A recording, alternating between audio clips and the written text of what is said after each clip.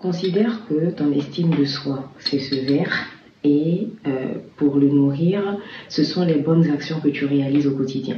Donc tu vas te donner des paroles valorisantes, tu vas faire les choses pour prendre soin de toi, donc la skincare, le self-care, des petits voyages, des solo dates, de l'autocompassion, hein, t'autoriser à faire des erreurs, t'autoriser à rater des choses de temps en temps.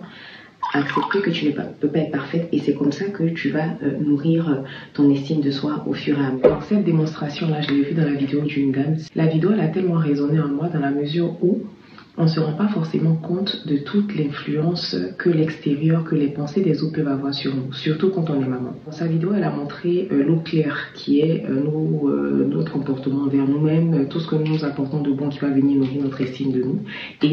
Donc en fait, dans sa vidéo, il y avait aussi tout ce qui est pensée négative des autres. Donc il y avait de la boue, donc ça représentait les mauvaises pensées envers nous, les mauvaises paroles, le doute que les autres peuvent nous insuffler, les pensées polluantes qu'on peut avoir. Je me suis rendu compte que pour beaucoup de mamans, ce sont des choses qui agissent énormément.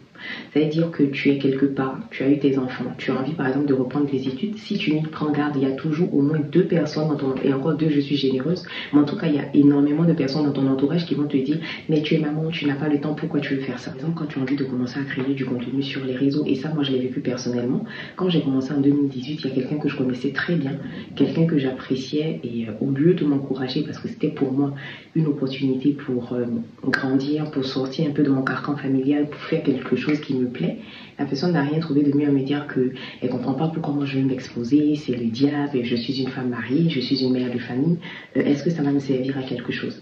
5-6 ans plus tard, c'est la même personne qui me félicite, qui me dit continue ton travail auprès des femmes, parce que même si ce n'est qu'une personne qui est impactée par ce que tu fais, tu auras tout gagné. J'aimerais rappeler ici à une maman que la confiance en soi, l'estime de soi sont des choses qui se musclent au quotidien. Ce sont des choses qui se nourrissent de par nos bonnes actions.